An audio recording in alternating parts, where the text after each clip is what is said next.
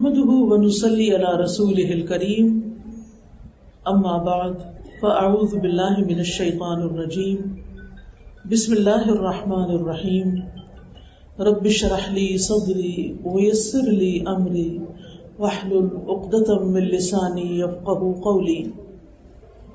ہم سب جانتے ہیں کہ اللہ سبحانہ وتعالی نے ہم پر رمضان کے روزے فرض کیے ہیں۔ روزہ ایک فرض عبادت ہے جو کہ ہر سال ہم رمضان کے مہینے میں رکھتے ہیں اور رمضان کے آنے سے پہلے اس کی تیاری کرتے ہیں، ذہنی طور پر، عملی طور پر اس کا انتظار کرتے ہیں، اس کا استقبال کرتے ہیں۔ جیسے کوئی بھی اہم کام ہماری زندگی میں ہوتا ہے تو ہم اس کی تیاری کرتے ہیں، کوئی شادی ہو، کسی مہمان نے آنا ہو، کوئی پروگرام ہو تو ہم پہلے اس کی تیاری کرتے ہیں۔ اگر ہم تیاری نہ کریں تو پھر کیا ہوگا؟ سخت پریشانی ہوگی، افراتفری ہوگی، سکون سے آپ وہ کام کر نہیں سکیں گے۔ دو طرح کے مہمان ہوتے ہیں نا، ایک وہ مہمان ہوتے ہیں جو بتا کے آتے ہیں، تو آپ ان کے آنے سے پہلے خود بھی تیار ہو جاتے ہیں، گھر بھی صاف ستھرا کر لیتے ہیں، کھانا بھی تیار کر لیتے ہیں اور پھر خوشی خوشی ان کو ویلکم کرتے ہیں، آپ کو ان کے آنے کا انتظار ہوتا ہے۔ لیکن کچھ مہمان ایسے ہوتے ہیں کہ جو اچانک آ جاتے ہیں، سرپرائز دیتے ہیں، وہ سمجھتے ہیں کہ ہم بڑی اچھی بات کر رہے ہیں، دوسرے کو خوش کریں گے، لیکن ان کے آنے پر کیا ہوتا ہے؟ جو اچانک آتے ہیں، آپ پتہ نہیں کس حلیے میں، ہو سکتا ہے کہ سلیپنگ سوٹ میں ہو، رات کے کپڑوں میں ہو سکتا ہے کہ ابھی گھر کی صفائی نہ شروع ہوئی ہو سکتا ہے کہ آپ کے یہاں کچھ کھانے کی چیز بھی نہ ہو، گروسری بھی نہ ہو، تو آپ کو ایسا مہمان پھر کیسے لگے گا؟ آپ اس کے آنے پر خوش نہیں ہوں گے، آپ اس کا حق ادا نہیں کر سکیں گے، آپ اس کا اکرام نہیں کر سکیں گے، اس کو عزت نہیں دے سکیں گے جو اس کو ملنی چاہیے۔ اس میں آپ کا قصور نہیں، قصور اس مہمان کا ہے جو بغیر بتائے آیا ہے۔ رمضان تو بغیر بتائے نہیں آتا، وہ تو جب رمضان ختم ہوتا ہے جبھی سے دوبارہ کا وہ سفر شروع کر دیتا ہے اور ہم سب کو اگلے سال کا انتظار لگ جاتا ہے۔ لیکن خاص طور پر جب شعبان کا مہینہ آتا ہے اور شعبان کا مہینہ بھی جب آدھا گزر جاتا ہے تو پھر رمضان بہت قریب محسوس ہوتا ہے، پھر ہمیں اس کی تیاری شروع کر دینی چاہیے۔ اور تیاری کرنے کے لیے سب سے اچھی بات یہ ہے کہ ہم قرآن مجید کی ان آیات کا مطالعہ کریں جو اللہ سبحانہ وتعالیٰ نے اس ضمن میں نازل فرمائی ہیں، اور وہ کیا ہے؟ یا ایھا الذین آمنوا کتب علیکم الصیام کما کتب علی الذین من قبلکم لعلکم تتقون ایاما معدودات فمن کان منکم مریضا او علی سفر فعدۃ من ایام اخر وعلی الذین یطیقونہ فدیۃ طعام مسکین فمن تطوع خیرا فہو خیر لہ وان تصوموا خیر لکم ان کنتم تعلمون شہر رمضان الذی انزل فیہ القرآن ھدی للناس وبینات من الھدی والفرقان فمن شہد منکم الشہر فلیصمہ ومن کان مریضا او علی سفر فعدۃ من ایام اخر یرید اللہ بکم الیسر ولا یرید بکم العسر ولتکملوا العدۃ ولتکبروا اللہ علی ما ھداکم ولعلکم تشکرون۔ اے لوگو جو ایمان لائے ہو۔ کون ہے وہ لوگ؟ کون ایمان لائے ہیں؟ ہم ایمان لائے ہیں۔ یا ایھا الذین آمنوا، اے لوگو جو ایمان لائے ہو، تم پر روزہ رکھنا فرض کیا گیا جس طرح تم سے پہلے لوگوں پر فرض کیا گیا تھا۔ کیوں؟ تاکہ تم متقی بن جاؤ۔ گنتی کے چند دن ہیں، پھر جو کوئی تم میں سے بیمار ہو یا سفر پر ہو تو دوسرے دنوں سے تعداد پوری کر لے، اور جو لوگ اس کی طاقت نہ رکھتے ہوں وہ ایک مسکین کا کھانا فدیہ دے دیں، اور جو کوئی خوشی سے نیکی کرے تو وہ اس کے لیے بہتر ہے، اور یہ کہ تم روزہ رکھو تمہارے حق میں بہتر ہے اگر تم علم رکھتے ہو۔ رمضان وہ مہینہ ہے جس میں قرآن نازل کیا گیا، یہ ہدایت ہے لوگوں کے لیے، اور ہدایت اور حق و باطل میں فرق کرنے والے روشن دلائل ہیں، تو جو کوئی تم میں سے اس مہینے کو پائے اسے چاہیے کہ اس کے روزے رکھے، اور جو بیمار ہو یا سفر میں ہو تو دوسرے دنوں سے تعداد پوری کر لے. اللہ تمہارے ساتھ آسانی چاہتا ہے، وہ تمہارے ساتھ تنگی کا ارادہ نہیں کرتا. اور تاکہ تم تعداد پوری کرو اور تاکہ تم اللہ کی بڑائی بیان کرو اس پر کہ اس نے تمہیں ہدایت بخشی اور تاکہ تم شکر ادا کرو. اللہ سبحانہ وتعالیٰ خطاب فرما رہے ہیں ایمان والوں سے، یا ایھا الذین آمنوا، اے لوگو جو ایمان لائے ہو. جب کوئی آپ کا نام لے کے آپ کو بلاتا ہے تو آپ کیا کرتے ہیں؟ آپ کو جواب دینا چاہیے کہ نہیں دینا چاہیے؟ دینا چاہیے. اور اللہ سبحانہ وتعالی آپ کو ایمان کے واسطے سے یا ایمان کے آپ کے تعلق سے آپ کو پکار رہے ہیں. یا ایھا الذین آمنوا، اے لوگو جو ایمان لا چکے ہو. تو اس سے دل میں ایک بات تازہ ہو جاتی ہے کہ الحمدللہ ہم بھی ایمان والے ہیں. اب اس ایمان کا تقاضا کیا ہے؟ اس ایمان کی وجہ سے کرنا کیا ہے؟ جو حکم اس آیت میں دیا جائے گا اس کو ہم نے ماننا ہے. اور وہ حکم کیا ہے؟ کتب علیکم الصیام، تم پہ روزے لکھ دیے گئے ہیں، فرض کر دیے گئے ہیں. یعنی یہ ایک ایسی عبادت ہے جو فرض کے درجے میں ہے، اور جو عبادت فرض ہوتی ہے اس کو ہر صورت پورا کرنا ہوتا ہے. اس پہ پھر اپنی مرضی نہیں ہوتی، اپنی چوائس نہیں ہوتی. یعنی ہر حال میں اس حکم کو پورا کرنا ہے. اللہ تعالیٰ نے ہمیں کس لیے پیدا کیا؟ اپنی عبادت کے لیے. تو سب کو پتا ہے نا کہ اس دنیا میں ہم اللہ کی عبادت کے لیے آئے ہیں.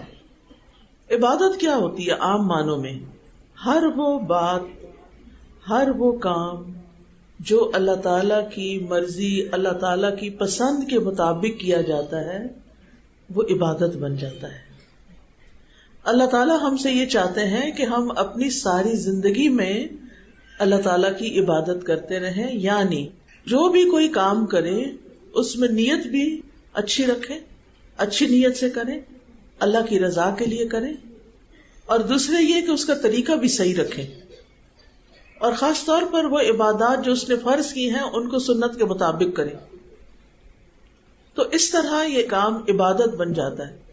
تو اللہ تعالیٰ نے ہمیں جو مختلف عبادات کرنے کو کہا ہے تو اس میں ہم دیکھتے ہیں کہ کچھ عبادتیں صرف مال سے تعلق رکھتی ہیں، جیسے زکوٰۃ، عشر. کچھ صرف بدن سے تعلق رکھتی ہیں، جیسے نماز. اچھا، بدن سے جو تعلق رکھتی ہے اس میں روزہ بھی آ جاتا ہے جی. اور کچھ میں بدن اور مال دونوں لگتا ہے، اور وہ کیا ہے؟ حج. ٹھیک ہے. کچھ عبادات ایسی ہوتی ہیں جن میں صرف رک جانا ہے، سٹاپ، ادھر ہی رک جاؤ، کھڑے ہو جاؤ، آگے نہیں جانا. تو پھر ہمیں کیا کرنا پڑتا ہے؟ رکنا پڑتا ہے. روزے میں کیا کرنا پڑتا ہے؟ رکنا پڑتا ہے. کس کس چیز سے رکنا ہوتا ہے؟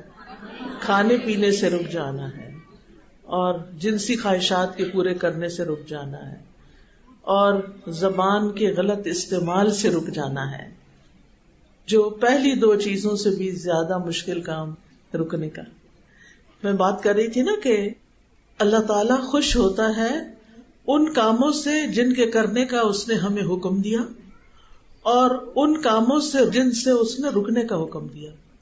تو کچھ لوگ کرنے والے کام کرتے جاتے ہیں لیکن رکنے والے کاموں سے رکتے نہیں ہیں، جیسے جھوٹ بولنا، چغلی کرنا، غیبت کرنا، دھوکہ دینا، جو تجارت ہے اس میں دھوکہ دینا، پیسے زیادہ لے لینا، چیز کم تول کے دینا، خراب چیز بیچ دینا، اور سود کا لین دین، حرام کمائی کے دیگر طریقے. تو بہت سے لوگ اس سے نہیں رکتے. آج آپ دیکھیں کہ ہم ایک اسلامی ملک ہیں اور اسلام کے نام پر یہ ملک لیا گیا تھا، لیکن ہم خود ہی اسلام کا مذاق اڑا رہے ہیں. ہم اپنے آپ کو مسلمان کہتے ہیں لیکن جو کچھ ہماری کتاب کہتی ہے ہم اس کے مطابق کرتے نہیں ہیں، اور جن چیزوں سے ہماری کتاب ہمیں روکتی ہے وہ ہم اس سے رکتے نہیں ہیں. ہماری گھریلو زندگی ہو، ہماری معاشرتی زندگی ہو، تو پھر ہم کس چیز کے مسلمان ہیں؟ پھر تو ہم نے اللہ تعالیٰ کی مرضی کے مطابق زندگی نہ گزاری، ہماری عبادتوں میں خلل آ گیا. تو روزہ ان عبادتوں سے متعلق ہے جن میں انسان کو رک جانا ہوتا ہے، اور اس میں انسان کا ایک امتحان ہوتا ہے.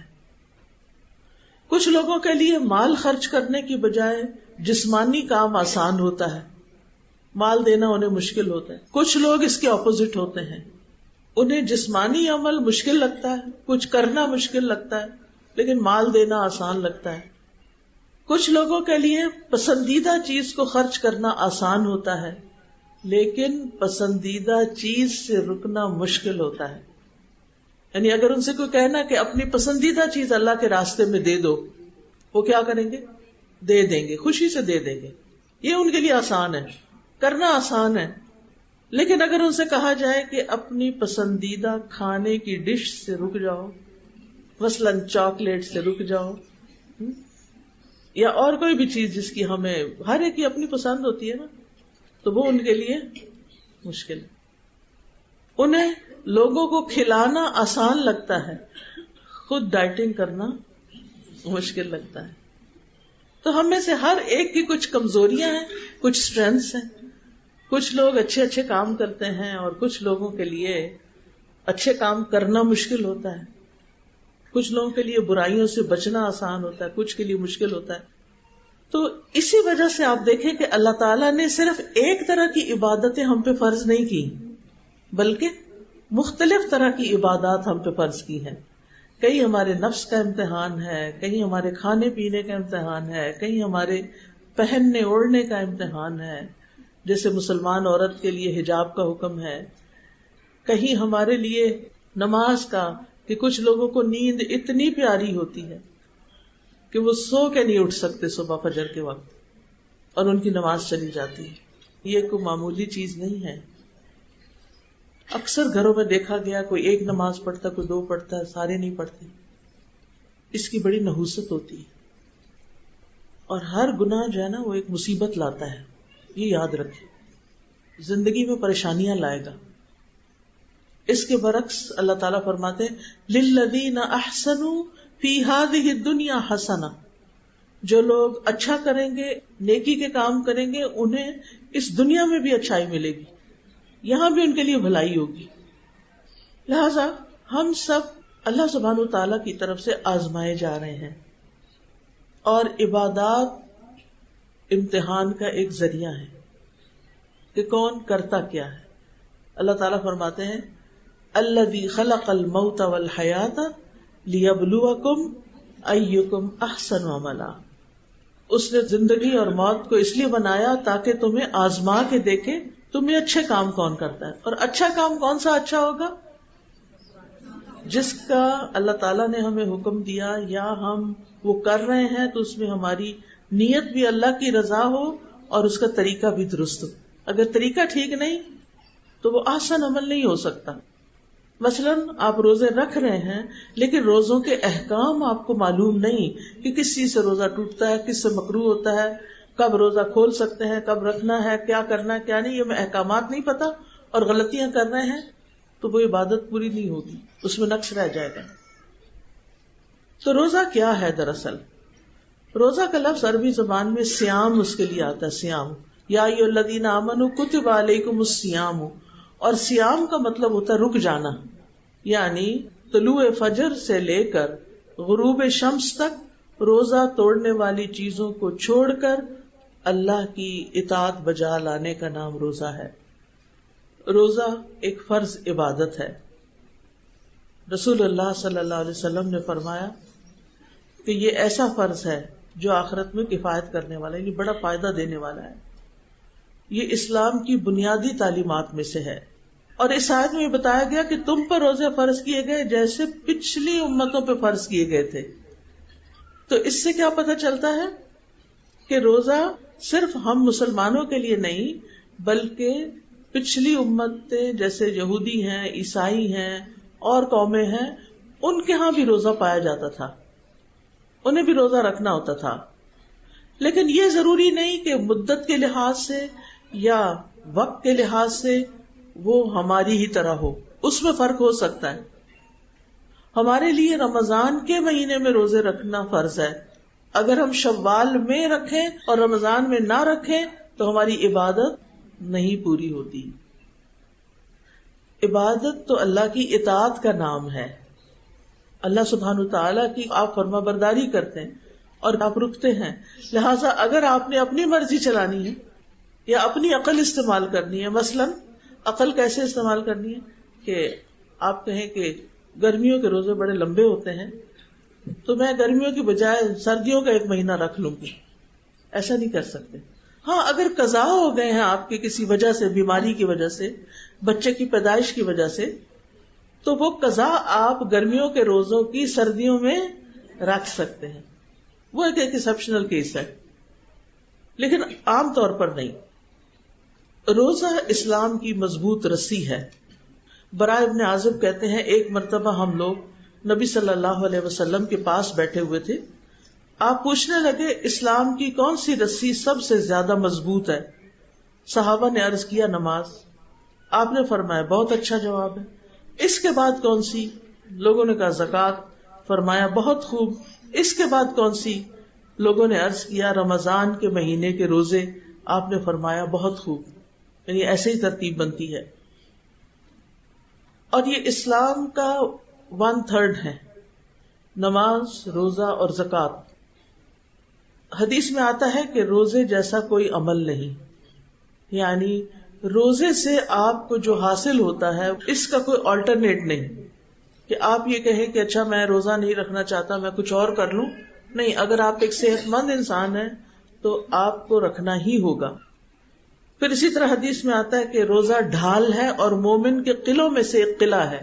ڈھال کا کیا مطلب ہے؟ جو آگ سے بچانے والا ہے. اور قلعے کا کیا مطلب ہے؟ کہ شیطان سے آپ کی پروٹیکشن ہو جاتی ہے. جابر رضی اللہ عنہ سے مروی ہے کہ نبی صلی اللہ علیہ وسلم نے فرمایا بے شک روزہ تو ایک ڈھال ہے جس کے ذریعے بندہ جہنم سے اپنا بچاؤ کرتا ہے، جہنم سے بچ جاتا ہے. اللہ تعالیٰ فرماتا ہے روزہ خاص میرے لیے ہے، لہٰذا اس کا بدلہ بھی میں ہی دوں گا. اور وہ انعام جو اللہ تعالیٰ خود دے وہ کتنا بڑا ہو سکتا ہے. پھر اسی طرح اگر آپ ایمان کے ساتھ، یقین کے ساتھ اور ثواب کی نیت سے روزے رکھیں، پتلے ہونے کی نیت سے نہیں، کیونکہ بار بار دل میں ایسے خیال آتا ہے نا اچھا شکر ہے رمضان آ رہا ہے، کم کھائیں گے شاید کچھ وزن کم ہو جائے. اس خیال کو فوراً جھٹک دیا کریں کہ نہیں، میں نے وزن کم کرنے کے لیے روزے نہیں رکھنے بلکہ اللہ کی رضا کے لیے روزے رکھنے ہیں. کیونکہ جس کام میں نیت ٹھیک نہ ہو وہ کام اللہ کے یہاں قبول نہیں ہوتا. اللہ سبحانہ تعالیٰ کو وہ چیز بالکل پسند نہیں جو اس کے لیے نہیں کی گئی اور کسی اور کے لیے کی گئی ہے، یہ اس کو بالکل پسند نہیں. تو ہمیں بھی پھر کیا کرنا ہے کہ جو اللہ تعالیٰ کو پسند نہیں وہ ہمیں بھی نہیں کرنا، ہمیں بھی پسند نہیں، اور ہمیں وہ کرنا ہے جو اللہ تعالیٰ کو پسند ہے. تو جو شخص ایمان کے ساتھ اور ثواب کی نیت سے روزے رکھے گا، ثواب کی نیت کرنی ہے. بعض لوگ کہتے ہیں نہیں ثواب کی نیت کا کیا مطلب ہے، ہم بس اللہ کا حکم ہے اس لیے کر رہے ہیں. لیکن ہمیں حدیث سے بتایا گیا ہے من صام رمضان ایمانا واحتسابا غفر له ما تقدم من ذنبه. جو شخص ایمان اور احتساب کے ساتھ روزے رکھتا ہے، یعنی جس چیز کا وعدہ کیا گیا ہے اس کی تصدیق کرتے ہوئے، تو اللہ تعالیٰ اس کو اجر عظیم عطا کریں گے. لہذا بہت ضروری ہے کہ ہم ثواب کی نیت ضرور کریں کہ اللہ تعالیٰ مجھے آپ سے اس کا بدلے میں ثواب چاہیے. اچھا جب یہ ہوگا نا کہ ثواب ملے گا تو پھر مشکل بھی آسان لگتی ہے، کیونکہ انسان کے اندر یہ ہے نا کہ اگر اس کو کوئی چیز مل جائے یا جس چیز کو وہ چاہتا ہے وہ مل جائے تو پھر اس کے لیے وہ کام کرنا آسان ہو جاتا ہے. اب مثال کے طور پر آپ دیکھیں کہ جتنے بھی لوگ مختلف کام کرتے ہیں، جیسے کوئی بڑھئی ہے، کارپینٹر ہے، فرنیچر بناتا ہے، کتنی محنت لگتی ہے اس میں. اگر اس کو یہ ہو کہ نہ یہ کسی نے خریدنا ہے اور نہ اس سے مجھے کچھ وصول ہونا ہے تو وہ بنائے گا نہیں. اسی طرح باقی بھی سارے کام. لیکن جب ان کو یہ پتا ہوتا ہے کہ میں اچھے سے اچھا بناؤں گا تو اتنے کا بک جائے گا، تو یہ چیز اس کو موٹیویٹ کرتی ہے اور اپنے کام میں خوبصورتی لانے کا فیصلہ کر لیتا ہے انسان. جب ہمارے دل میں یہ ہوگا کہ یہ اللہ کے لیے میں کر رہی ہوں اور اللہ نے مجھے اس پہ اجر دینا ہے، تو پھر میں اس روزے کو سنبھالوں گی بھی. اچھا، کیسے سنبھالیں گے روزہ اپنا؟ جن چیزوں سے منع کیا گیا ہے ان سے رک کر. مثلا کس چیز سے منع کیا گیا؟ جی، زبان کے جتنے بھی گناہ ہیں. تو اس رمضان اگر آپ کو یہ لیکچر یاد رہے کہ ہم گئے تھے ایک استقبال رمضان کا لیکچر سننے، اور اس میں ہمیں ایک نصیحت کی گئی تھی، اور وہ میری نصیحت آپ سب بہنوں کے لیے، اپنی زبان کی حفاظت کرنی. پورا مہینہ اپنے اوپر سخت چیک رکھنا ہے کہ میں نے کسی سے سخت بات نہیں کرنی، میں نے کسی سے لڑائی نہیں کرنی، میں نے کسی کا دل نہیں دکھانا، میں نے کسی کا مذاق نہیں اڑانا. یہ سب کچھ کس سے ہوتا ہے؟ زبان سے ہی ہوتا ہے. میں نے کچھ ایسا کام نہیں کرنا. بعض اوقات ایسا ہوتا ہے کہ آپ نہیں کرتے لیکن دوسرے آپ کو ٹریگر کر دیتے ہیں. بچے خاص طور پر ہماری کمزوری، ان کے ساتھ ہم بہت زیادتی کر جاتے ہیں. اور رمضان میں کبھی ان کو روزہ رکھا لیں تو اور تنگ کرتے ہیں، کب کھلے گا کب کھلے گا، اور آپ کے پاس جواب نہیں ہوتا اس میں. تو آپ نے اس پورے رمضان، پورے مہینے اس بات کی ٹریننگ لینی ہے اپنے استاد آپ بن کے کہ میں نے منہ نہیں کھولنا، میں نے اس رمضان غیبت چھوڑ دینی ہے، میں نے اس رمضان بچوں کو ڈانٹنا چھوڑ دینا ہے، میں نے اس رمضان اپنے ہسبینڈ کے ساتھ بدتمیزی نہیں کرنی. کیونکہ بعض خواتین ہوتی ہیں نا، وہ بہت چڑھ چڑھ کے بولتی ہیں. اب آپ ایک طرف نماز اور تہجد اور پتہ نہیں کیا کر، اور درس بھی دینے جاتے ہیں، الہدا میں کام کرتے ہیں، لیکن ہسبینڈ کے ساتھ سیدھے منہ بات نہیں کرتے، تو پھر یہ نیکی نیکی ہے. تو رمضان ایک تربیت کا مہینہ ہے ہم سب کے لیے، میرے لیے بھی آپ کے لیے. یہ جو چھوٹی چھوٹی باتیں میں مثالیں دے رہی ہوں آپ کو، جس کی عام طور پر کمپلینٹس آتی رہتی ہیں، تو مثالیں دے رہی. اب اگر ایک مہینہ آپ نے چغلی نہیں کی، جھوٹ نہیں بولا، بدتمیزی نہیں کی، بچوں کو نہیں ڈانٹا، تو کیا ہوگا؟ مہینے کے بعد آپ کی اصلاح ہو چکی ہوگی. اور یہی اصل مقصد ہے اللہ تعالیٰ کا کہ روزے کس لیے فرض کیے جا رہے ہیں؟ لعلکم تتقون. تتقون کا لفظ کس سے نکلا ہے؟ تقوی سے، وقایا سے. وقایا کا مطلب ہوتا ہے بچاؤ کرنا، بچنا، پرہیز کرنا، چھوڑ دینا. تو رمضان میں ہم اللہ کے حکم سے حلال چیزیں بھی چھوڑ دیتے ہیں. ایسا ہی ہے نا، کھانا حلال ہوتا ہے ہمارے فریج میں رکھا ہوا، ہم حرام نہیں لاتے، ہم چھوڑ دیتے ہیں.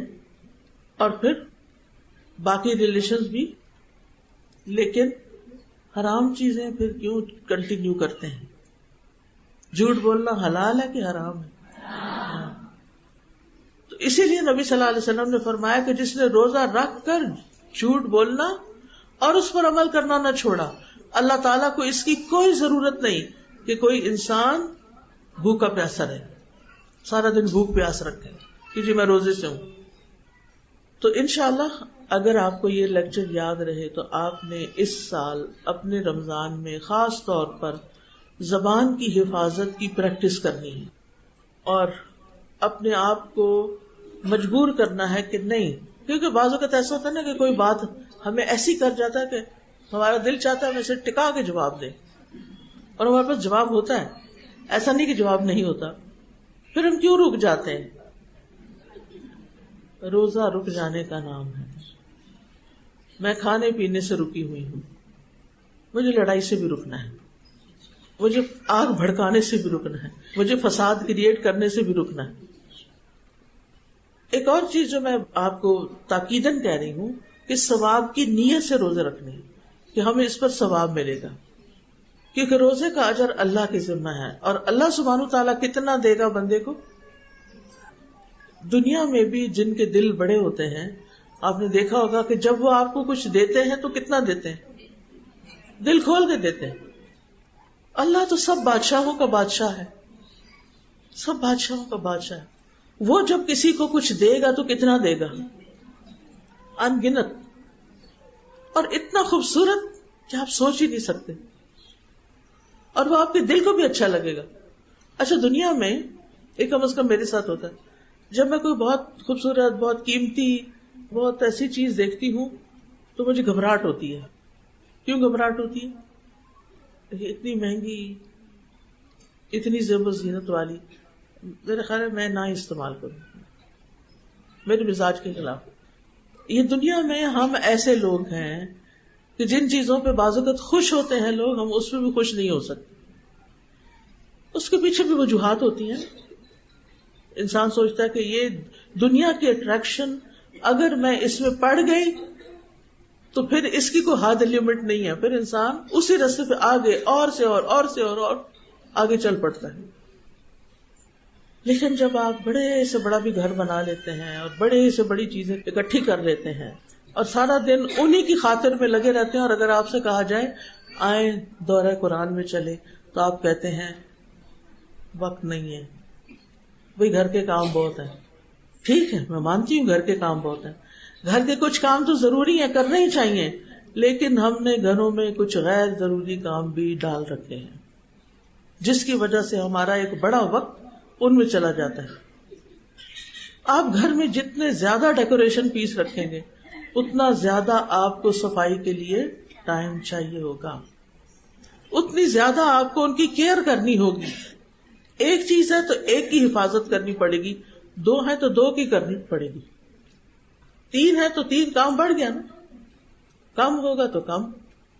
آج میری کسی سے بات ہو رہی تھی تو وہ ایک ملک سے دوسرے ملک شفٹ ہوئی ہیں، امریکہ میں جا کے رہنا شروع کیا انہوں نے. تو میں ان سے پوچھ رہی تھی کہ آپ کی زندگی کیسے گزر رہی ہے اور مصروفیات کیسی ہیں، اور آپ نے گھر کا کچھ سامان لے لیا کہ نہیں لیا، کیسے سب کچھ.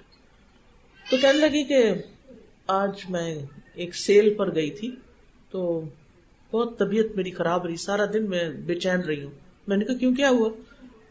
پتا چلا کہ وہاں پر اسٹیٹ سیلز ہوتی ہیں. اسٹیٹ سیل یہ ہوتی ہے کہ جب کوئی ایسا شخص فوت ہو جاتا ہے جس کے کوئی انہیریٹرز نہیں ہوتے، یعنی مثلاً اس کے بچے نہیں ہیں یا کوئی ریلیٹو نہیں ہے کہ جو اس کا سامان لے لے.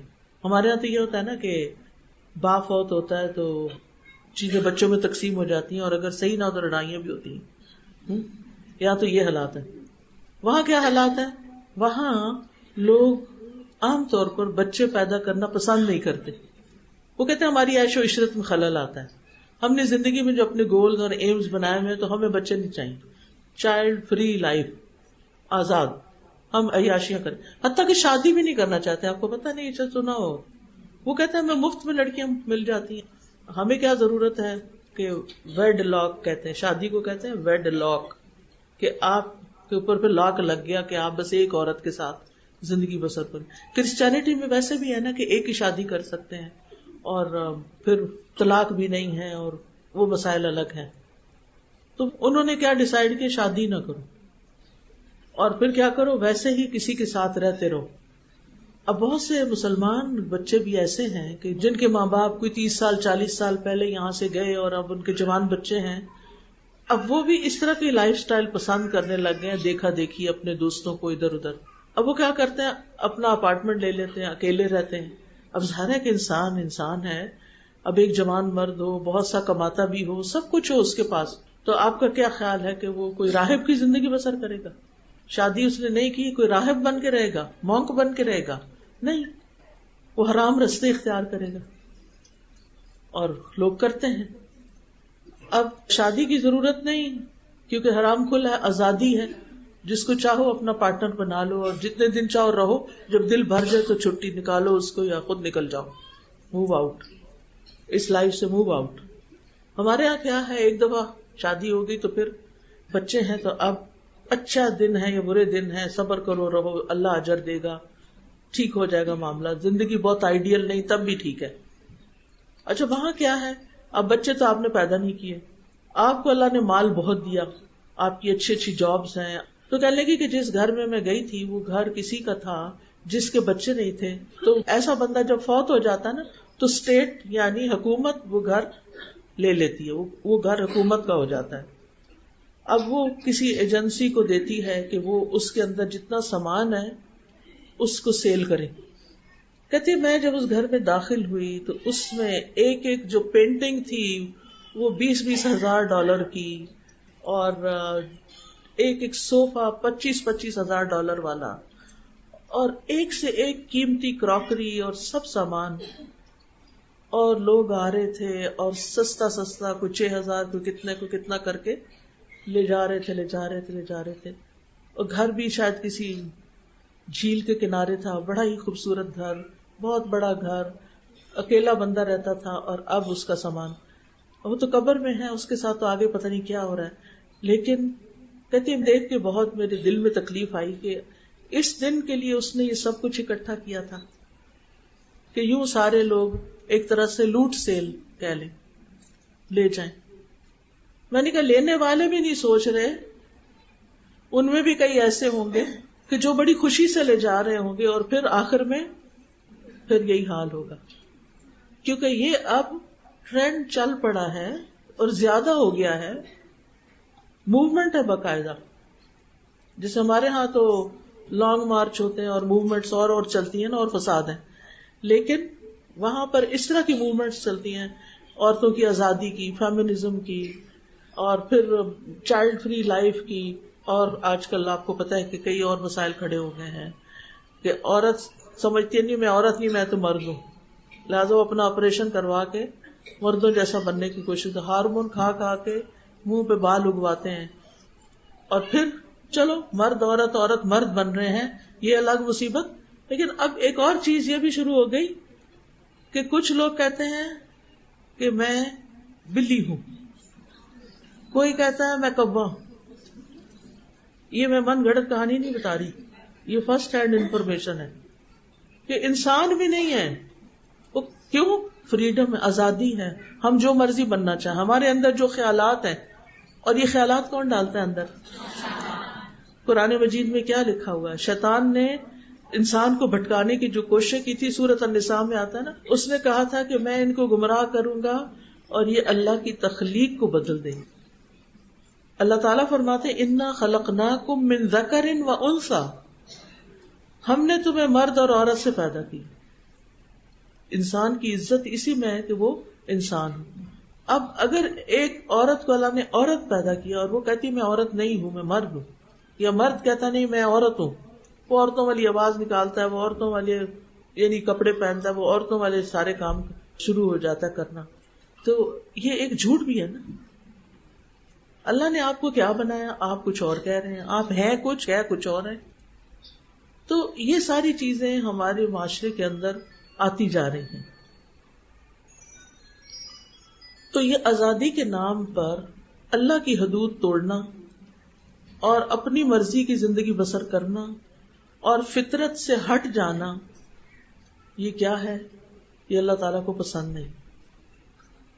ہم سب اپنی اپنی جگہ اللہ سے دعا کریں کہ اللہ تعالیٰ ہماری زندگی میں جو بھی ایسی کوئی سوچ ہے جو سیدھے رستے سے ہٹی ہوئی ہے، مغضوب علیہم والضالین والی سوچ ہے، اللہ تعالیٰ میری اس سوچ کو بدل دے. شیطان کے جو وسوسے میرے دل میں آتے ہیں، اللہ مجھے ان سے نجات دے، کیونکہ وہ سب سے بڑا دشمن ہے نا. رمضان میں شیطان نے قید ہو جانا ہے. آپ کو 1 مہینے کے لیے چھٹی ملنے والی ہے شیطان سے. اس میں آپ اپنے آپ کو رینیو کر سکتے ہیں، اپنا ایمان بڑھا کے، اپنی غلطیوں اپنے گناہوں کی توبہ کر کے، اپنی بری عادتوں کو چھوڑ کے، وہ چیزیں زندگی میں جو آپ کو نقصان دیتی ہیں دنیا کے لحاظ سے، دین کے لحاظ سے، ان سب چیزوں کو آپ نے کیا کرنا ہے؟ اپنی زندگی سے نکالنا ہے. لعلکم تتقون، تاکہ تم بچ جاؤ. کس سے؟ اللہ کی نافرمانی سے. کس سے؟ عذاب سے. روزہ آ رہا ہے تمہیں بچانے کے لیے. دوسرے لفظوں میں آپ یہ کہہ سکتے ہیں رمضان آ رہا ہے تبدیلی لانے کے لیے. آپ کے اندر ایک چینج آنا چاہیے. آپ کو اپنا ایک ٹارگٹ سیٹ کرنا چاہیے کہ آپ رمضان سے پہلے جو کچھ ہیں وہ رمضان کے بعد نہیں ہوں گے. آپ انشاءاللہ ایک نئے انسان بنیں گے اور اپنی بری عادتیں چھوڑنے پر صبر کریں گے. اس صبر پر بھی اجر کا نیت رکھنی ہے آپ نے. کیسے؟ انما یوفی الصابرون اجرہم بغیر حساب، کہ صبر کرنے والوں کو ان کا اجر بے حساب ملے گا. بے حساب یعنی جس کا وہ سوچ ہی نہیں سکتے، اتنا کچھ مل جائے گا ان کو. اور دینے والا کون ہے؟ اللہ تعالیٰ. کیا اللہ تعالیٰ اپنا وعدہ پورا نہیں کرے گا؟ ضرور کرے گا. تو اس لیے آپ نے خوشی خوشی روزے رکھنے ہیں، خوشی خوشی گناہ چھوڑنے ہیں، خوشی خوشی بری عادتیں چھوڑنی ہیں، اجر کی نیت رکھنی ہے، ثواب کی نیت رکھنی ہے، اللہ کے قرب کی نیت رکھنی ہے، اللہ تعالیٰ سے اپنے دل کی باتیں کرنی ہے. یہ جو دنیا کی چیزیں نا، یہ اللہ اور ہمارے بیچ میں رکاوٹ پیدا کر دیتی ہیں. یہ ہمارا امتحان ہے. جب سارا دن کھانا پینا کوئی نہیں تو کتنی بڑی مصروفیت کم ہو گئی نا. سارا دن آپ کچن کی نہیں ضرورت، شام افطار سے پہلے آپ جا کے کچھ پکا لیں، کچھ تیار کر لیں تو تھوڑا ٹائم لگتا ہے. ابھی تو کیا ہوتا ہے، ہر تھوڑی دیر کے بعد آپ نہیں دیکھو بچہ گھس جاتا ہے کچن میں، ایک آ رہا ہے ایک جا رہا ہے، سارا دن کچھ نہ کچھ لگا رہتا ہے. تو آپ کو وقت ملنے والا ہے. پھر آپ دیکھیں دن کو تو آپ روزہ رکھتے ہیں، رات کو آپ کیا کرتے ہیں؟ قیام، تراویح میں یا پھر تہجد کے وقت یا درمیانے حصے میں رات کے، جب آپ کا دل چاہے. ٹارگٹ یہ سیٹ کرے کہ روز کا کم از کم 1 سپارہ تراویح میں ضرور ہو جائے. یعنی آپ رات کے کسی حصے میں بھی یہ قیام کر سکتے ہیں. عام طور پہ تراویح اس لیے کہ تاکہ پھر رات کا باقی حصہ سو کے آرام سے صبح دوبارہ روزہ رکھ سکے، دن کو کام کر سکے، تو سہولت کے لیے. ورنہ یہ فرض نہیں ہے کہ عشاء کی نماز کے ساتھ ضرور پڑھی جائے. اگر آپ پڑھ سکتے ہیں تو بہت ہی اچھا، اگر نہیں پڑھ سکتے تو آپ سو کے دوبارہ اٹھے. لیکن اگر آپ کو ڈر ہے کہ میں اٹھ ہی نہیں سکوں گی تو بہتر ہے سب کے ساتھ پڑھ کے. سب کے ساتھ پڑھنا آسان ہوتا ہے. جب انسان دیکھتا ہے اچھا یہ بھی اتنے اچھے پڑھ رہے، یہ بھی پڑھے، میں کیوں بیٹھ گئی ہوں، میں کیوں سو رہی ہوں، میں کیوں آرام کر رہی ہوں. اجتماعیت میں بڑی برکت ہے. اکیلے روزہ رکھنا رمضان کے بعد کتنا مشکل ہوتا ہے، لیکن رمضان میں سارے رکھ رہے ہوتے ہیں تو سب کے ساتھ آسان ہوتا ہے. اکیلے رات کو تہجد اٹھ کے پڑھنا مشکل ہوتا ہے، لیکن جب سارے تراویح پڑھ رہے ہوتے ہیں تو عادت پڑ جاتی ہے، آسانی ہو جاتی ہے. تو آپ دیکھیے کہ رمضان میں نا روزہ جو ہے نا، یہ آپ کے اور آپ کے رب کے بیچ میں ایک راز بھی ہے. راز بھی ہے. کسی کو نہیں پتا کہ آپ نے روزہ رکھا ہوا ہے یا نہیں رکھا ہوا. ویسے سب کہیں گے ہاں آپ روزے سے ہیں، لیکن اگر آپ نے نہیں رکھا تو کسی کو بھی نہیں پتا. آپ چھپ کے کچھ کھا لیتے ہیں، کسی کو نہیں پتا. لوگوں کی نظر میں آپ روزہ دار ہیں لیکن اصل میں آپ نہیں ہیں. تو یہ کیا ہے روزہ؟ روزہ آپ کے اور رب کے بیچ میں ایک راز ہے. آپ صرف اللہ کے لیے روزہ رکھتے ہیں. الصوم لی، اللہ تعالیٰ فرماتے ہیں روزہ میرے لیے ہے. بندے کی یہ عبادت صرف میرے لیے ہے، میں ہی جانتا ہوں کہ وہ روزے سے ہے یا نہیں. لہذا آپ نے دن کا کوئی نہ کوئی وقت یا رات کا کوئی نہ کوئی وقت ایسا ضرور نکالنا کہ آپ کسی گوشے میں جا کے بیٹھ جائیں، کسی اکیلی جگہ پہ گھر میں. مجھے معلوم ہے بچے ہوتے ہیں، ہسبینڈ ہے، جوائنٹ فیملی سسٹم ہے، بہت سے مسائل ہیں، لیکن پھر بھی کوئی نہ کوئی جگہ آپ کو گوشہ مل جائے. الحمدللہ موسم اچھا ہے، نہ زیادہ سردی ہے نہ زیادہ گرمی ہے. آپ گھر سے باہر نکل کے برآمدے میں بیٹھ سکتے ہیں، سین میں بیٹھ سکتے ہیں. اگر اللہ نے آپ کو لان دیا تو لان میں جا کے بیٹھ سکتے ہیں. یعنی کوئی نہ کوئی گوشہ تلاش کریں، اس میں آپ اللہ سے باتیں کریں، اس میں آپ اپنے لیے دعائیں کریں. آپ کو پتہ ہے روزہ دار کی دعائیں قبول ہوتی ہیں. آپ دعائیں کریں، آپ چپ کے اپنے رب کو پکاریں، آپ رو کے پکاریں، آپ آہوزاری کر کے پکاریں. آپ نے اللہ سے قریب ہونے کا ٹارگٹ رکھنا ہے. ایک ہوتا ہے ہم نے کتاب کھول لیتے ہیں اور ہم پڑھے جاتے ہیں، دعائیں پڑھے جاتے ہیں. کوئی بیچ میں آ گیا، اس سے بات بھی کر لی، پھر شروع ہو گئے، پھر ادھر ادھر باتوں کا کچھ اس کو کہا ادھر آؤ تم فلاں یہ کر دو یہ کرو، اور ساتھ دعائیں مانگی. کیا دعائیں مانگنا ہے؟ چلو نہ ہونے سے بہتر ہے، شاید یہی فائدہ دے جائیں. لیکن اور کیا کرنا آپ نے؟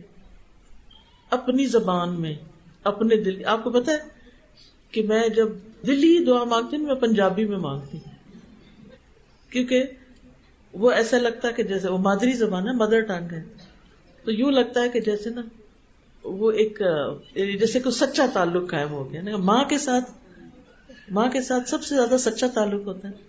تو ماں والی زبان جو ہوتی ہے یا ماں سے جو بات ہوتی ہے وہ بہت اور طرح ہوتی ہے. اوروں سے ہم اور طرح بات کرتے ہیں، ماں سے اور طرح کرتے. اللہ سبحانہ و تعالیٰ تو ساری ماؤں سے بھی زیادہ محبت کرنے والا ہے.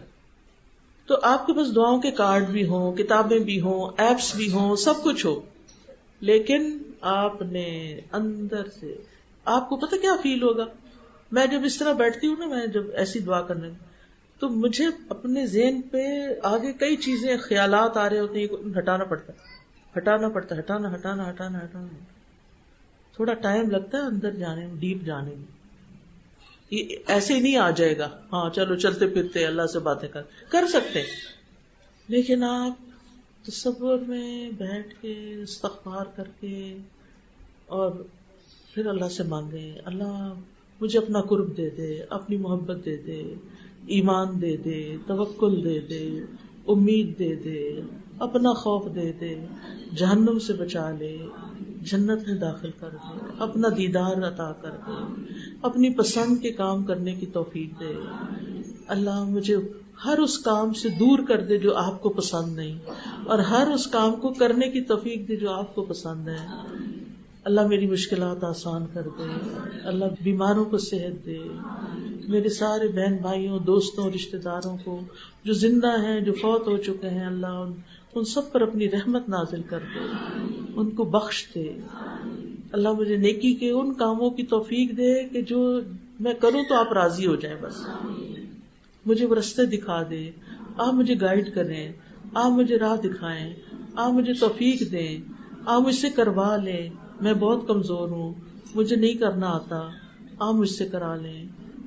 میں نے 2 منٹ بات کی ہوگی بس، تو یہ 2 منٹ آپ نے نکالنے اپنے لیے، باتیں کرنی ہے آپ نے اللہ سے، آرام سے پیار سے آہستہ آہستہ دعائیں کرنی ہیں انشاءاللہ تعالی. ٹھیک ہے نا؟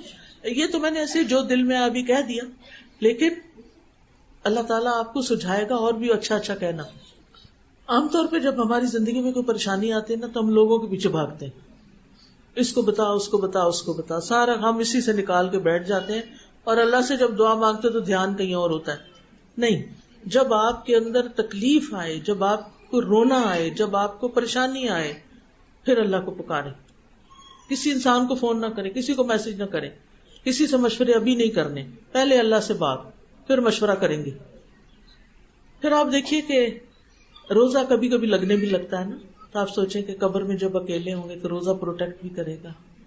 یہ میں اس دن کے لیے رکھ رہی ہوں، میں اس دن کا سامان تیار کر رہی ہوں. قیامت کے دن بھی سفارش کرے گا، جنت میں لے جانے والا کام ہے. جنت کا مخصوص دروازہ ہے روزہ داروں کے لیے. کیا نام ہے اس کا؟ باب الریان. تو روزے کا جو اصل مقصد ہے نا، وہ ہے بچنا، تقویٰ. اور تقویٰ جو ہے نا، اعمال کو خوبصورت بنا دیتا ہے، کیونکہ روزہ دار اللہ کی خاطر اپنی من پسند چیزوں کو چھوڑتے، اپنی محبوب چیزوں کو چھوڑتا ہے. روزے میں صرف اللہ کی نگرانی کا احساس ہوتا ہے. روزے میں گناہ کم ہوتے ہیں، نیکیاں زیادہ ہوتی ہیں. پھر اسی طرح انسان اللہ کی نعمتوں کا شکر ادا کرتا ہے، شکر گزار بنتا ہے. نفس کو قابو کرنا آتا ہے، کیونکہ ہمارا نفس جو ہے نا، یہ ہمیں کچھ کاموں کا حکم دیتا ہے اور پھر ہم پھسل جاتے ہیں. تو روزے میں یہ بھی قابو ہوتا ہے. انسان کی شہوت ختم ہوتی ہے، شیطان کی طاقت کمزور ہوتی، صحت بھی اچھی ہوتی ہے. یعنی روزے سے ہم ڈرتے ہیں پتہ نہیں ہم کمزور ہو جائیں گے، نہیں، ڈیٹاکس کرتا ہے ہمیں نا. گناہ وغیرہ تو کرتا ہی ہے، لیکن جسم کے زہر بھی دور کرتا ہے. پھر اسی طرح دوسروں کا احساس بھی زیادہ پیدا ہوتا ہے، مسکینوں کا، یتیموں کا، غریبوں کا. اور پھر چند گنتی کے دن تو ہوتے ہیں، سارا سال تو روزے نہیں ہے. 12 مہینوں میں سے 1 مہینہ بس اللہ تعالیٰ چاہتے تو 2 کر دیتے، 6 کر دیتے، پھر ہم کیا کرتے؟ لیکن اللہ نے ہم پہ بڑا رحم کیا، بس 1 مہینہ. پھر اگر کوئی بیمار ہو، اور بیماری ایسی ہو کہ جو روزے کی وجہ سے بڑھ جائے، یہ نہیں کہ میں بیمار ہوں تو میں ریسٹ کرنے کے لیے آج سارا دن پانی پینا چاہتی ہوں، تو نہیں. اگر بیماری زیادہ ہو رہی ہو، اگر شفا ڈیلے ہو جائے، اگر کوئی ایمرجنسی آ جائے اور سرجری کرانی پڑے، کہ بعضوں کے ڈاکٹر صرف ایسا ٹائم دیتے ہیں، اس کے علاوہ وہ اویلیبل ہی نہیں ہوتے، تو وہ سارے حالات کو دیکھ کے تو تھوڑی بہت تکلیف والی جو بیماری ہے نا، اس میں روزہ نہیں چھوڑنا. اسی طرح سفر، اگر آرام دہ سفر ہے تو روزہ نہیں چھوڑیں. لیکن جب تکلیف والی سفر ہو تو پھر روزہ چھوڑ سکتے ہیں. اور جو بوڑھے لوگ ہیں جن کی صحت کی توقع ہی نہیں ہے ان کو فدیہ دینا ہے. فدیہ کتنا دینا ہے؟ 1 مسکین کا کھانا 1 وقت کا. ٹھیک ہے. بوڑھا مرد یا بوڑھی عورت جس کے اندر ہمت طاقت نہیں. ویسے تو ماشاءاللہ کئی بوڑھے ہم سے زیادہ اچھے ہیں. ہماری والدہ تھی تو 78 ایئرس کی ان کی ایج تھی اور وہ نفل روزے رکھتی. ہر مہینے 3 روزے 13, 14, 15 کے اور ہر سوموار جمعرات روزہ. اب وہ بوڑھی تھی لیکن وہ روزے رکھتی تھی اور اللہ نے ان کو توفیق دی ہوئی تھی. تو صرف یہ نہ سوچے اب میں 70 سال کی ہو گئی ہوں, اب تو میرا بڑھاپا آ گیا لہذا اللہ نے رخصت دیا میں کھاؤں پیوں. نہیں, اگر آپ میں ہمت ہے تو آپ بھی روزہ رکھیں. وَأَن تَصُومُوا خَيْرٌ لَكُمْ, اور یہ کہ تم روزہ رکھو یہ تمہارے حق میں زیادہ بہتر ہے. پھر اسی طرح حاملہ اگر روزہ رکھ کے وہ ٹھیک ٹھاک اپنا ڈاکٹر کہتی ہے کہ کوئی کمپلیکیشن نہیں ہے تو وہ بھی روزہ رکھ لے. لیکن اگر ہے اور بچے کی گروتھ میں فرق پڑتا ہے تو پھر اس صورت میں روزہ چھوڑ دے اور بعد میں رکھ لے. اسی طرح دودھ پلانے والی اگر بچہ سالڈ فوڈ پہ ہے اور تھوڑا دودھ بھی ساتھ پی رہا ہے تو روزہ رکھ سکتے ہیں. لیکن اگر بچہ ٹوٹلی آپ کے دودھ پر ڈیپینڈنٹ ہے تو پھر آپ چھوڑ بھی سکتے. پھر یہ بھی ہو سکتا ہے 1 دن رکھیں 1 دن نہ رکھیں, ضروری نہیں کہ سارے ہی چھوڑ دیں. تو روزے اگر نہیں رکھ سکتا کوئی مجبوری سے, یعنی دوبارہ قضا بھی نہیں رکھ سکتا تو فدیہ ساتھ ساتھ دے دے. روزانہ 1 مسکین کو کھانا کھلاتا جائے یا اکٹھا 30 دنوں کا نکال دے. اور اس کا کوئی وقت مقرر نہیں کہ آپ نے ناشتے کا دینا ہے یا ڈنر دینا ہے, یعنی کوئی بھی ایک وقت کا اندازہ لگا کے کہ کتنا کھانا آپ خود کھاتے ہیں. جیسی پلیٹ آپ اپنے لیے بناتے ہیں نا ویسی آپ غریب کو بھیج دیں. آپ بریانی کھاتے ہیں تو بریانی بھیج دیں, آپ روٹی سبزی کھاتے ہیں تو وہ بھیج دیں, یعنی جو خود کھاتے ہیں وہی دے دیں. چونکہ وقت ختم ہو گیا لیکن ایک بڑی اہم بات ہے اور وہ ہے کہ شہر رمضان الذی انزل فیہ القرآن, رمضان وہ مہینہ ہے جس میں قرآن نازل ہوا ہے. اس لیے اس رمضان قرآن کے ساتھ وقت گزارنے کا ٹارگٹ سیٹ کریں.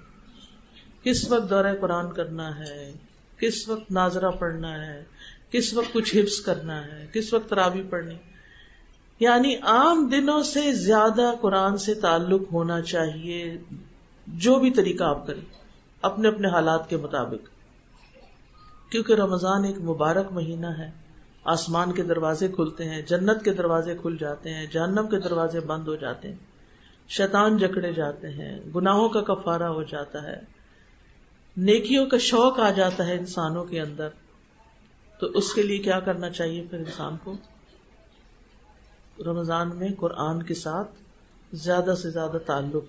اور قرآن کیا ہدایت کی کتاب ہے, تو ہم ایک طرف روزہ رکھ رہے ہیں اور دوسری طرف ہدایت حاصل کر رہے ہیں تاکہ رمضان سے پہلے سے زیادہ اچھے انسان بن جائیں. ٹھیک ہے انشاءاللہ, اور ہماری بخشش بھی ہو جائے, ہم میں کچھ اچھی عادتیں بھی آ جائیں اور اچھے کام کرنے کا حوصلہ اور ہمت بھی اللہ دے دے ہم کو. یہ خاص دعائیں مانگنی ہے آپ نے اپنے لیے. تو یاد رکھیں کہ رمضان ایسے نہ گزرے کہ رمضان میں ہماری بخشش نہ ہو. یہ ہمارا ٹارگٹ ہونا چاہیے کہ ایسے کام کریں تاکہ ہماری بخشش ہو جائے. روزہ رکھ کے, قیام کر کے, صدقہ خیرات کر کے, قرآن پڑھ کے. رمضان کی رات میں قرآن نازل ہوا تھا, اگر دن میں ٹائم نہ ملے تو رات میں آپ ایسا کر لیں, کیونکہ قرآن جو ہے وہ ایمان بڑھانے والی چیز ہے.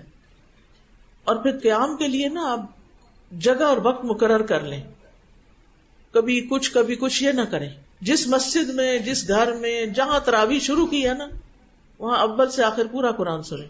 ایون پیریڈز کے دنوں میں بھی آپ قرآن کا وہ حصہ سن لیں, نماز نہیں بھی پڑھنی تب بھی, تاکہ ایک قرآن آپ کا سن کے ختم ہو, ایک پڑھ کے ختم ہو, ایک ترجمے کے ساتھ ختم ہو. ٹھیک ہے نا. پھر گھر والوں کو بھی توجہ دلائیں. اور پھر آپ دیکھیں کہ خاص طور پر دعائیں, دن اور رات کو دعائیں, لیلۃ القدر میں دعائیں, اور پھر صدقہ خیرات, روزہ افطار کرانا, غریبوں کے اوپر خرچ کرنا, رشتہ داروں کو دینا, کیونکہ قیامت کے دن مومن کا صدقہ ہی اس کا سایہ ہوگا. اور پھر سخاوت, نفس کی سخاوت بھی, راحت و آرام کی سخاوت. یہ سارے سو رہے ہوتے ہیں, اٹھ کے سحری بنا رہے ہوتے ہیں, تو وہ بھی اجر ہی اجر ہے. اس وقت استغفار کثرت سے کرنا ہے. پھر کبھی علم اور عمل کی سخاوت بھی ہوتی ہے کہ دوسروں کو علم دینا. پھر بدن کی سخاوت بھی ہوتی ہے کہ جسمانی طور پر کسی کی مدد کرنا.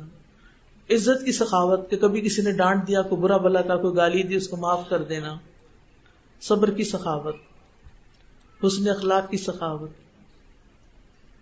کیونکہ رمضان جو ہے صبر کا مہینہ ہے. اور اچھا اخلاق تبھی ہوتا ہے جب انسان غصے کو دبا لیتا ہے، دوسروں کو معاف کر دیتا ہے، دوسروں کی باتوں پہ خاموش ہو جاتا ہے. پھر دوسروں کے حقوق پورے کرنا. اور اسی طرح جو بھی نیکیوں کے کام ہے قرآن آپ کو راہ ساتھ ساتھ بتاتا جائے گا. تو ابھی تو آپ نے خوش ہونا ہے کہ شکر ہے رمضان آ رہا ہے، کیونکہ اس کے فائدے اتنے زیادہ ہیں. پھر آپ نے اس کا تیاری کرنی ہے ہر لحاظ سے، کثرت سے استغفار کرنی ہے، اپنے نفس کی اصلاح کرنی ہے، فرائض اپنے نمازیں وقت پہ پڑھنی ہے، سنتیں اور نفل بھی پڑھنے ہیں، تراویح پڑھنی ہے، کثرت سے اللہ کا ذکر بھی کرنا ہے، اور دینی مجالس میں بھی شرکت کرنی. آپ کے آس پاس کہیں نہ کہیں کوئی دورہ قرآن ہو رہا ہوگا، اس سے آپ فائدہ اٹھائیں.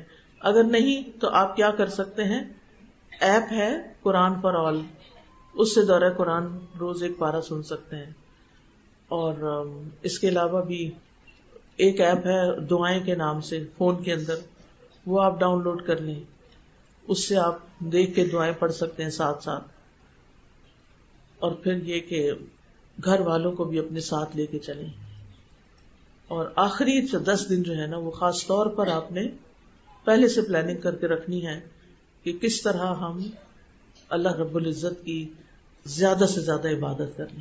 کیونکہ نبی صلی اللہ علیہ وسلم ان دنوں اپنے کپڑے کس لیتے تھے اور اپنے گھر والوں کو بھی جگاتے تھے، اور خود بھی سارے سال سے زیادہ عبادت کرتے تھے. اللہ تعالیٰ ہمیں توفیق عطا فرمائے.